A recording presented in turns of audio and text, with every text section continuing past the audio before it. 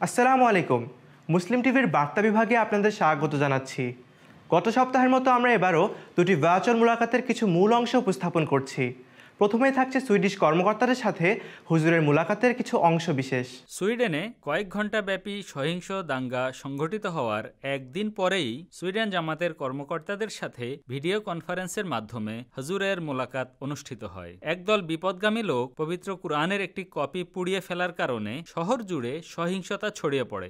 স্বভাবতই যিনি এ যুগের আধ্যাত্মিক নেতা এবং পবিত্র কুরআনের সেবক, তিনি পরের দিন বৈঠকে বিষয়টি নিয়ে আলোচনা করবেন, এটাই স্বাভাবিক এবং তা করেছেনও বটে।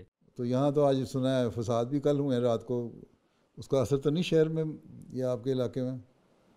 नहीं प्यारे हुजूर, रात को हुए थे, अब अलग वजह से ठीक है।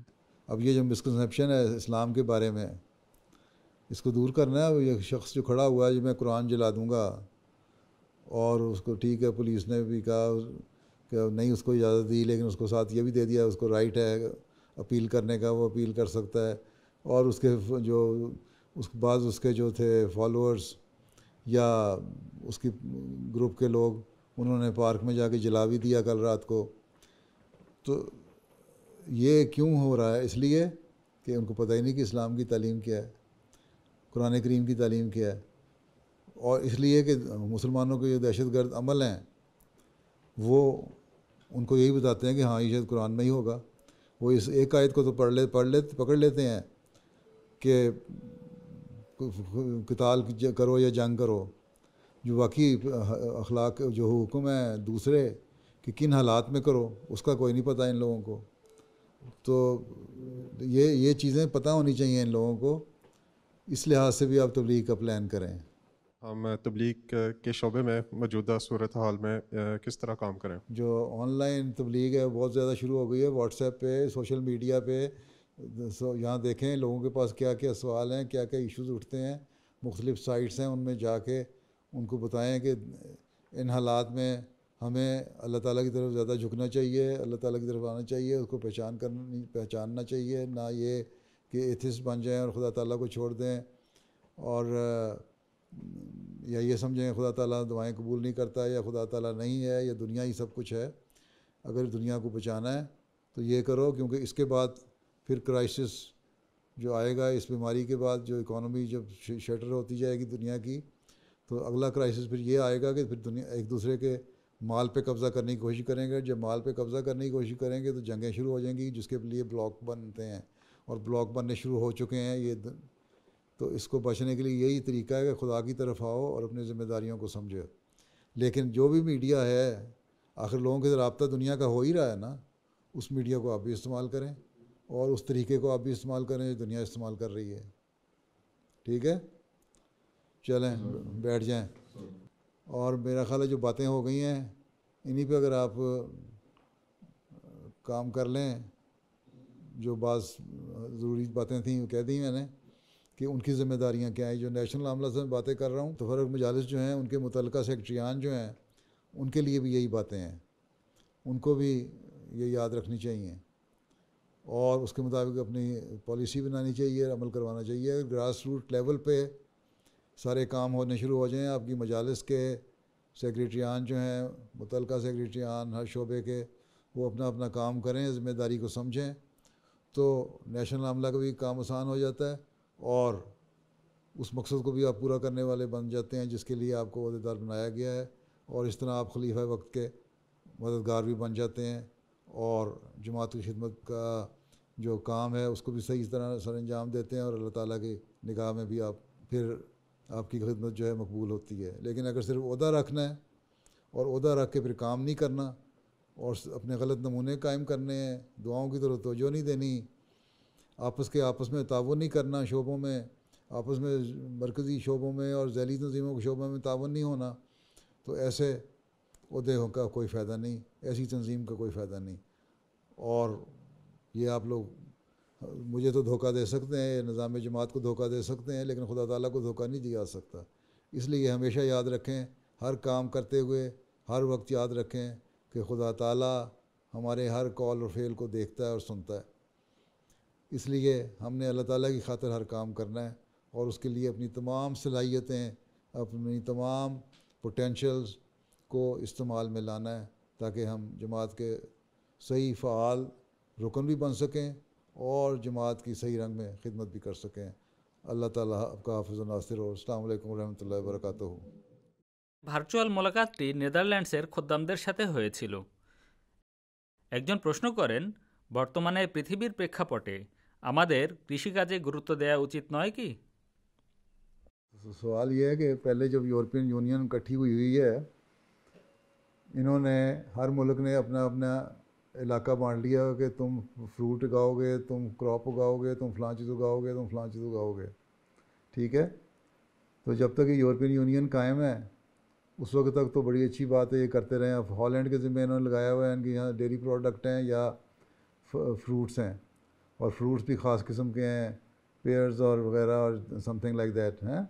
یو کے بریگزٹ سے نکل گیا ہے، پھل منگوانے کے لیے بھی مشکل پیش آئے گی تھوڑی دیر بعد جب یہ پورا نکل جائیں گے، اور ویٹ کرائسس بھی آ جائے گا. تو انہوں نے ان کو مشکلات پیش آئیں گی، اس لیے یو کے لیے تو ضروری ہے کہ ایگریکلچر پہ فوکس کریں اور زیادہ اس کو ڈیولپ کرنے کی کوشش کریں اور سیلف سفیشینٹ بنیں اپنی ایگریکلچر میں، گرین میں بھی اینڈ ویجیٹیبل میں بھی اور فروٹس میں بھی. جہاں تک یورپ کا سوال ہے، جو یورپ کا جو گرین ہے اس میں وہ سیلف سفیشینٹ ہی ہیں تقریباً، بلکہ ایکسپورٹ بھی کرتے ہیں. اسی طرح پھل وغیرہ ہیں، کچھ سبزیاں ہیں جو ٹراپیکل علاقوں سے لاتے ہیں، یہ وہ یہاں ہو نہیں سکتی سوائے اس کے گرین ہاؤس بنا کے اس پہ لگائی جائیں. اس لیے بہتر یہی ہے کہ اپنے ملکوں کی پیداوار کے لحاظ سے وہ کریں. اگر یورپ ایک رہے گا تو ٹھیک ہے، کل کو کوئی یورپین ملک بھی نکلتا ہے یورپین یونین سے پھر اس کو مشکل پڑے گی جس طرح انگلستان کو مشکل پڑ رہی ہے. پھر رشیا جب تھا اکٹھا اس وقت انہوں نے بنایا ہوتا ہے کہ فلاں اسٹیٹ میں گندم اگے گی، فلاں میں کاٹن اگے گی، فلاں میں فلاں کراپ ہوگی، اور جب ٹوٹ گئے تو پھر ان کو مسائل پیدا ہوئے ان کی اسٹیٹس کو بھی. اور اس لیے کوشش یہ کرنی چاہیے کہ اکٹھے رہیں، اور اگر کہیں چانسز پیدا ہونے کا امکان ہے تو جو پولیٹیشنز ہمارے ہیں ان کو یہ سوچنے سے پہلے کہ ہم نے علیحدہ ہونا ہے، اپنے لوگوں کی جو اسٹیپل فوڈ ہے اس کو مہیا کرنے کے لیے بھی پہلے سوچنا چاہیے کہ کس طرح ہماری مہیا کرے گا، اور اس کے لیے پلاننگ ہونی چاہیے. بغیر پلاننگ کے چھوڑ دیں تو پھر وہ حال ہوتا ہے جو اب یو کے کا ہونے والا ہے. وہ سارے یورپین یونین کے ملکوں کو دیکھنا چاہیے، بیٹھنا چاہیے، غور کرنا چاہیے کہ ہمارے سارے یورپ کی جو ہماری یورپین یونین میں شامل ہیں 26-27 ملک، ان کی ریکوائرمنٹ کیا ہے، اور اس ریکوائرمنٹ کے حساب سے ہماری پروڈیوس کیا ہے ہر سال کی مختلف گرینز کی، اور اس پروڈیوس کو ہم نے کس طرح مزید بہتر کرنا ہے. تو اس لحاظ سے ٹھیک ہے آپ کی بات، کوشش کرنی چاہیے. لیکن اگر جنگ ایسی ہوتی ہے، اگر اس کے بعد پھر کرائسس آتا ہے اور کرائسس کے بعد جنگ ہوتی ہے تو اس میں پتہ نہیں اگر کہیں کسی نے پاگل پانے میں ایٹم بم استعمال کر دیا تو نہ وہاں ایگریکلچر رہنی ہے نہ وہاں کچھ اور چیز رہنا ہے. تو اس لیے اللہ تعالیٰ ہی رحم کرے. হুজুর, যদি আপনি অনুগ্রহ করে আপনার অতীতের কোনো একটি স্মৃতিচারণ করতেন। I remember when there was no restriction in Pakistan and we used to hold our ijtimas, and at that time when we would hold our ijtimas, we used to do camping. Every group or khadim will have their own tent, and then that tent is made of your bed sheets, not a proper tent as you find here. So with the help of the bed sheets we used to erect our tents, right? And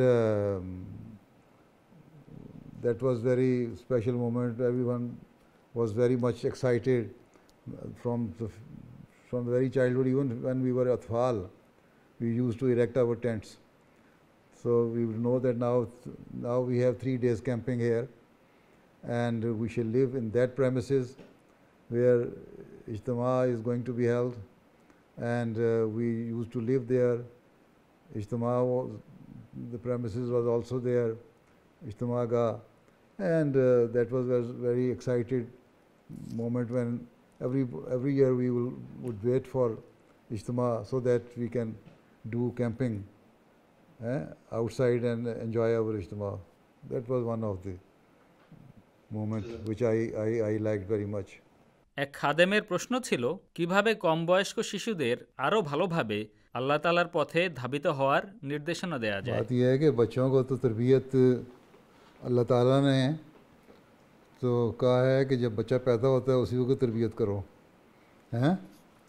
इसीलिए हम इस्लाम में ये rise है और ये सुन्नत है।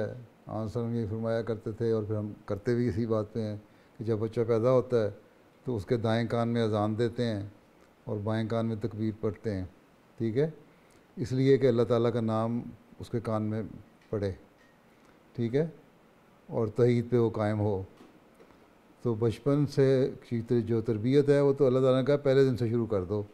ये ना देखो कि बच्चा छोटा है उसको समझ नहीं आएगी। बच्चा छोटा है उसको बताओ, कोई चीज़ तुम देते हो तो तुम कहो कि ये तुम्हें अल्लाह ताला ने दी है, हैं, अल्लाह ताला ने तुम्हारा इंतज़ाम किया, अल्लाह ताला ने मेरे दिल में डाला, अल्लाह ताला ने मुझे सहूलत मुहैया की। हमने तौहीद को कायम करना है।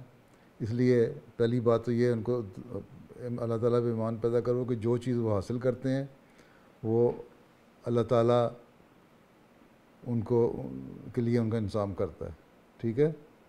इस तरह अल्लाह ताला में ऐसा ऐसा यकीन बढ़ना शुरू होगा।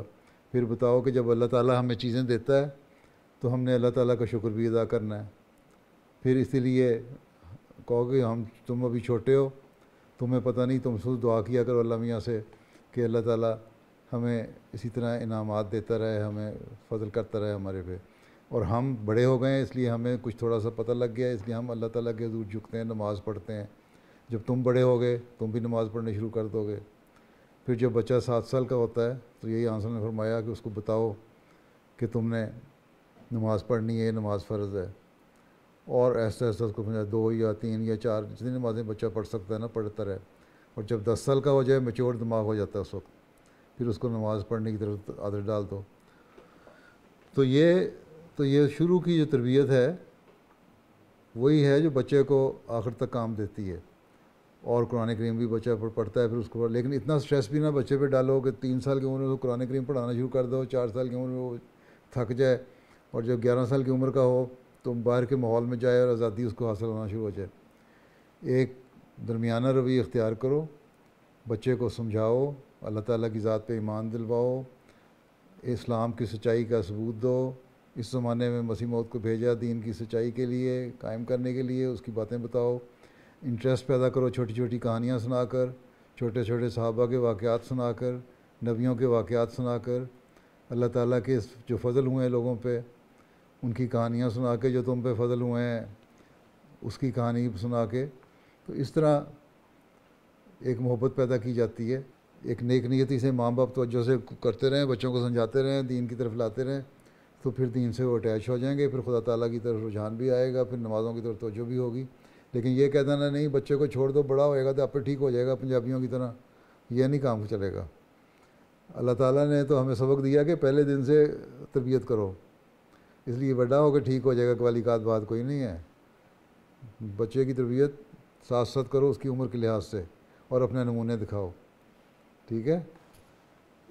समझ आ गई कि नहीं? चलो फिर बैठ जाएं, समझ आ गई तो। হুজুর, আমার প্রশ্ন হচ্ছে অন্ততপক্ষে কোন কাজগুলো একজন খাদেমের নিয়মিত করা উচিত? एक खादम को कम से कम रोज़ाना 5 नमाज़ें वक्त पे पढ़ लेनी चाहिए, ठीक है। फजर की नमाज़ फजर के वक्त उठ के पढ़ो, और अगर करीब नमाज सेंटर या मस्जिद है तो वहाँ बाजमात जाके पढ़ो। और काम पे जाने के बाद मगरिब और इशा की नमाज़ें भी नमाज सेंटर में पढ़ें, और काम पे ज़ोहर असर की नमाज़ें भी पढ़ें। अपनी 5 नमाज़ों को पे पाबंदी कर लें क्योंकि ये बुनियादी हुक्म है, ठीक है। उसके ये तो रोज़ाना काम है, ये काम कर लेंगे। और इसलिए नमाज़ पढ़ेंगे, टक्करें नहीं मारनी, इसलिए नमाज़ पढ़ेंगे कि अल्लाह ताला का हुक्म है और मैंने इसलिए नमाज़ पढ़नी है। तो फिर जो बाकी अखलाक हैं वो भी पैदा हो जाएंगे, हैं। जब आप अल्लाह ताला से नमाज़ पढ़ते हुए इहदिना सिरातल मुस्तकीम की दुआ करेंगे तो ये दुआ जब दिल से निकलेगी तो वो ये होगी कि अल्लाह ताला आपको दीन रूहानी मामले में भी सिरात मुस्तकीम पे चलाए, सही गाइड करता रहे, और आप इधर उधर डिविएट ना करें उसके सही रास्ते से। और جو اخلاقیات ہیں دنیا جو اللہ تعالیٰ نے بتائے ہوئے ہیں, جو اللہ کی تعلیم ہے, اس کے اوپر بھی صحیح چلتے رہیں. ٹھیک ہے. اور جب ایاک نعبد و ایاک نستعین کہیں گے تو ظاہر ہے کہیں گے اللہ تعالیٰ ہم تجھ سے مدد کرنا چاہتے ہیں اور تجھ سے مدد مانگتے ہیں, ہماری مدد کر, ہمیں بچا لے ان لوگوں سے جن کو تو نے سزا دی اور جنہوں نے جو اپنے صحیح راستے سے پھر گئے. ٹھیک. تو اس کی رحمانیت مانگیں, اس کی رحیمیت مانگیں, اور پھر صرف دنیا کی نہ باتیں مانگیں, اگلے جہان کی باتیں مانگیں. جو نماز آپ پڑھ رہے ہوں گے سنجیدگی سے, ایک خادم اگر یہ سنجیدگی سے نماز پڑھ لے گا نا তো उसने समझ लें सब कुछ कर लिया. দ্বিতীয় ভার্চুয়াল মোলাকাতটি যা আমরা তখন দেখলাম সেটি ছিল হল্যান্ডের খোদ্দামদের সাথে. এখন আমরা আমাদের রিপোর্টের শেষ অংশে চলে যাচ্ছি, যেখানে থাকছে এই সপ্তাহের জুমার খুতবার সারাংশ. সাহাবীদের স্মৃতিচারণ অব্যাহত আছে. হযরত জুবাইরের স্মৃতিচারণের অবশিষ্টাংশ আজকে তুলে ধরছি. হযরত আলী বর্ণনা করেন, আমি রাসূল করিম সাল্লাল্লাহু আলাইহি ওয়াসাল্লামকে একথা বলতে নিজ কানে শুনেছি যে তালহা এবং জুবাইর জান্নাতে আমার প্রতিবেশী হবেন বা আমার ছায়ায় থাকবেন. হযরত সাঈদ বিন জুবাইর বর্ণনা করেন, হযরত আবু বকর, হযরত ওমর এবং হযরত ওসমান আর হযরত আলী, হযরত তালহা, হযরত জুবাইর, হযরত সাদ, হযরত আব্দুর রহমান বিন আউফ এবং হযরত সাঈদ বিন যায়েদের পদমর্যাদা এমন ছিল যে রণক্ষেত্রে রাসূলুল্লাহর সম্মুখে যুদ্ধ করতেন, নামাজে মহানবীর পশ্চাতে দাঁড়াতেন.